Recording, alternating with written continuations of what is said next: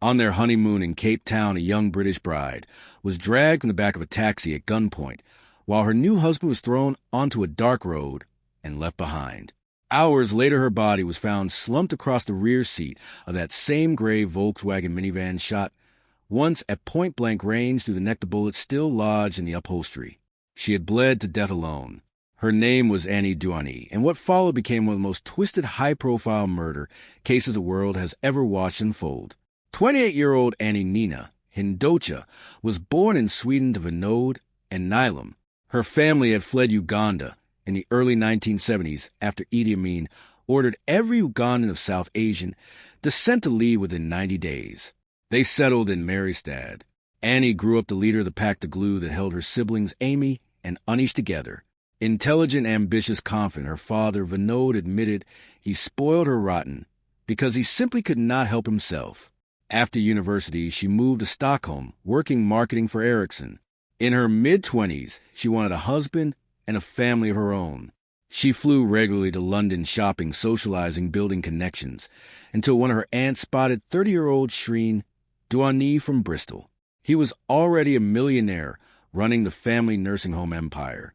The aunt thought the match perfect and arranged a coffee shop meeting. Annie was not impressed at first, yet after the second date, she warmed to him. Shrien had been engaged before the wedding called off over petty family disagreements. Both families had fled Uganda for the same reason. Some found Shrien arrogant a man who loved to flash his wealth. Others insisted that underneath he was kind and generous. Annie's sister said Annie talked constantly about his humor and the way he made her feel protected. The long-distance relationship was rocky. Both were headstrong. They argued. Annie ended it once, then they patched things up.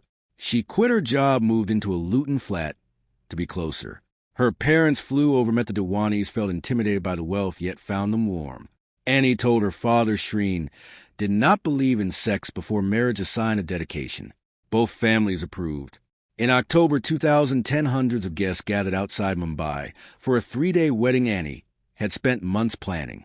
Vinod had saved since the day she was born to give her the dream day. Friends later admitted the wedding felt strange. One said Annie did not seem present.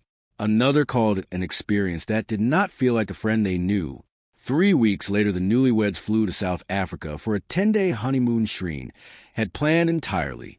He told people he chose it because S for Shrien, A for Annie. On Friday, November 12th, they landed in Cape Town. Instead of the hotel car service, Shrien flagged a local shuttle. Driver Zola Tongo pulled up in a Volkswagen minivan. Before dropping them at the luxurious Cape Grace Hotel, Shrien asked Tongo to wait so they could arrange a pickup the next evening. He wanted Tongo to show them around Cape Town. Tongo agreed. The next day, the couple drank at the hotel bar, took photos. Shrien had booked a table at the acclaimed 96 Winery Road. Tongo collected them around 7:30 p.m. On the way, they decided they wanted something lighter. Tongo took them to the Surfside restaurant in Strand. They stayed only a short while. Around 10:30 p.m., Tongo picked them up again. Shrien later claimed Annie insisted she wanted to see the raw, real nightlife of the townships. They drove into Gugulethu. Even today, locals say you do not leave your house after dark there. Between 2005 and 2010, more than 700 people were murdered in Gugulethu, one every 2.5 days for 5 straight years. Police themselves would not enter some parts without a large group. At 10:45 p.m., Tongo stopped at an intersection. 2 armed men rushed the vehicle, banging on the windows. They forced Tongo out, climbed in, and drove the terrified couple around for nearly an hour. They took Shrien's watch and phone, Annie's jewelry. Eventually, the car stopped. The driver said they did not want to hurt them. They would let them go, but separately. Shrien was thrown onto the road. The gunman sped away with hysterical Annie still in the back. A local man opened his door to find Shrien, crying, asking where he could report a carjacking. He had been stumbling door to door in the dark, too distraught to give clear details. Police arrived, located Tongo, who had also reported the hijacking, and returned everyone to the Cape Grace. The hotel manager later remarked how strange it was for honeymooners staying in such luxury to want to drive through dangerous townships in the middle of the night. Vinod received a call from Shrien's brother saying Annie had been kidnapped. He was sure they could pay whatever ransom was demanded. Then Shrien himself called apologizing that he had been unable to protect her. Vinod booked the first flight out. The next morning, a resident in Khayelitsha reported a gray Volkswagen minivan sitting by the roadside all night. At 8 a.m., police found Annie's body across the back seat. One shot to the neck at point-blank range. Bruises on her body. She had bled out. Vinod learned the news while boarding a connecting flight in Amsterdam. He spent the journey completely numb. An officer at the scene said immediately something felt wrong. Tongo knew the dangers. Why take tourists there at night? Why were the men left alive and unharmed while Annie alone was executed? It simply did not gel. The murder shocked Cape Town and the world. Media coverage exploded. A British honeymoon couple's dream turned to nightmare hours after it began. Police poured resources into the case. Fingerprints on a card led them to Zola Tongo. In his home, they found a phone wedged between mattress and bed frame that belonged to Tongo. Tongo confessed almost at once and named 26-year-old Zawamadoda Quabe. Quabe was arrested 2 days later. By then, Shrien had already flown back to the UK. During questioning, Quabe named a third man Mbalampo, a hotel receptionist. As Quabe was let out and Mbalampo brought in Quabe, told police in English, tell them everything. Soon the helpful taxi driver, Zola Tongo, was also arrested. Friends were stunned. He had no record. He was responsible law-abiding. Shrien told a reporter he had already suspected Tongo, so the arrest was no shock. 1,500 people packed a London concert hall for Annie's memorial. Her ashes were later scattered at her favorite place near her Swedish hometown. Then Tongo made a claim that detonated the entire investigation. Hidden under a sheet, he was escorted into Wimber Magistrate's Court, ready for a plea bargain. He said this was no random attack. Annie's new husband Shrien had orchestrated the entire plan to kill his bride. The day he collected them from the airport, Shrien hung back while Annie went inside and spent nearly 10 minutes talking to Tongo in the car. According to Tongo, Shrien said he wanted someone taken off the scene. Tongo replied he was not the man, but knew people who could. Shrien allegedly offered 15,000 rand, less than 1,000 pounds, to carry out the hit. CCTV appeared to support the long conversation. Tongo said he then went to the hotel where Mbalampo worked. Phone records showed repeated calls. Hotel CCTV with audio captured Mbalampo saying, "It's that thing we were talking about. It must happen today." Tongo claimed he met Shrien again at noon the day of the murder, so Shrien could change money at a better rate than the hotel. Vinod called Annie's phone. Shrien answered saying he was at the market changing money. That night outside the Surfside restaurant, Shrien allegedly pulled Tongo aside, confirmed the guys were arranged. As they drove into Gugulethu, they exchanged text messages. Police said cell phone data confirmed contact, but Shrien's phone was never found, so the content remains unknown. Annie's family faced a gut-wrenching decision. They agreed to the plea deal because they simply wanted the truth. Tongo received 18 years. Quabe, 25. Tongo got life after surgery for a brain tumor. Mbalampo was granted full immunity in exchange for testimony. He stood in court and said, "Mr. Dewani is lying. He knows everything from beginning to end." Shrien was arrested in Bristol on suspicion of conspiracy to murder. South Africa fought for extradition, yet motive was missing. No life insurance. No obvious marital crisis. Then the Sun published claims that anonymous emails and a male prostitute known as the German master Leopold Lieser alleged Shrien was gay, had paid for sex, and had confided he was in a relationship he needed to escape. Shrien and his family called it nonsense. He said he had just married the girl of his dreams. Why would he kill her? Investigators speculated Annie may have discovered the secret on Honeymoon, and that triggered the plan. Vinod, who had fiercely defended his son-in-law, began to have doubts. There are far more questions than answers. South African journalists said the crime was not typical. The car was simply abandoned rather than burned or sold. Shrien gave varying accounts of the night.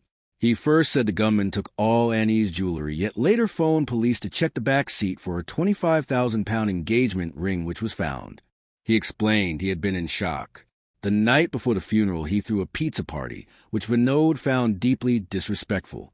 Family members said Shrien was furious they had gathered to say goodbye, and was rough when trying to dress Annie's body. Letters and flowers left with her ended up on the floor. He later apologized. The Dewanis hired Max, Clifford, a high-profile PR man, who would later be jailed for indecent assaults on young girls and die in prison. Clifford claimed Shrien had lost 28 pounds and was suffering severe depression and PTSD. Shrien was detained under the Mental Health Act. Extradition hearings dragged on. Teresa may sign the order. Annie's family sat through the hearings insisting he should simply fly to South Africa and tell his side. If he is not involved, he should proudly go and say, "I didn't do it. Give me a trial." Shrien finally arrived in South Africa 4 years after the murder and pleaded not guilty to all 5 charges. Through his lawyer, he surprised the court by admitting he was bisexual, had encounters with male prostitutes, and had abnormally low hormone levels, making children unlikely. The prosecution argued the marriage was a sham to hide his true identity. An email from Shrien to Annie before the wedding was read aloud. "If you really think being with me is not going to make you happy, then this is not right for you. I don't want to feel like I force you into something." Court documents showed he had looked at gay porn and dating sites on the honeymoon, and even hours after Annie's body was found. Annie's family said they were prepared to sue him for not being honest. Yet the judge ruled evidence of his sexuality inadmissible. Annie's cousin testified that just after the wedding, Annie had expressed worry she had made a huge mistake. Text messages from Annie read, "Hate him, fighting a lot, told him I'm going home, wish I had never got engaged, and crying has become my new hobby." One day into the honeymoon, another message. "Really trying. He's a really good guy in all ways, but I don't feel happy with him at all." The state's entire case rested on Tongo, the only person who claimed to have spoken directly with Shrien about the plot. CCTV showed them talking in the hotel lobby the day after the murder. Tongo said Shrien asked if the job had been done, then looked up at the camera after being warned it was there. Another clip showed Shrien carrying a white envelope package into a private room with Tongo, then returning empty-handed. The state said it was a hit money. The defense said it was payment for driving services. Why the private off-camera exchange then? Tongo spent 7 days on the stand 5 under brutal cross-examination. His story began to crack. Contradictions mounted. He claimed police must have added things to his statements without his knowledge. Tongo and Balampo and Quabe were all found to have committed perjury. Their differing versions and admissions of untruths destroyed their credibility. On the 23rd day of the trial, before Shrien even took the stand, his lawyers asked the judge to throw the case out. Judge Jeanette Traverso came down hard on the prosecution. She said the key witnesses' statements were riddled with contradictions. The evidence fell far below the required threshold. Shrien Dewani was found not guilty and discharged. If this story has left you with the same unanswered questions that still haunt Annie's family, hit that like button, subscribe, and drop a comment with what you think really happened that night in Gugulethu. Your support keeps these investigations alive and helps more people hear Annie's name. Annie's family were devastated. They felt let down by the justice system, and that Annie had been let down too. They asked the UK coroner to reopen the inquest, so Shrien would have to answer questions publicly. The coroner declined, saying he was prohibited from reaching any conclusion inconsistent with the South African court's findings. A formal complaint of bias against the judge was lodged and later dismissed. Mangini died in prison of his brain tumor. Leopold Leeser, the man who spoke about a secret relationship, took his own life in 2016 after immense stress from the case. By 2018, Shrien was living in the UK with a boyfriend. In 2021, Tongo came up for parole. His father and uncle showed him a photograph of Annie. He was emotionless until they explained who she was. Then he cried. They were not convinced the emotion was genuine. His parole was withdrawn the day before release. The murder of Anni Dewani remains polarizing. Some believe it was a random carjacking that ended in murder, everything else coincidence. Some believe Tongo saw an opportunity for extortion that went wrong. Others remain certain Shrien masterminded the killing of his new bride and walked free. Annie's uncle still says today, "We don't know exactly what happened. Guessing and knowing are two different things. We want to know what happened." The conflicting accounts mean the full truth of that night in 2010, and whatever connection, if any, the five men truly had will almost certainly never be known.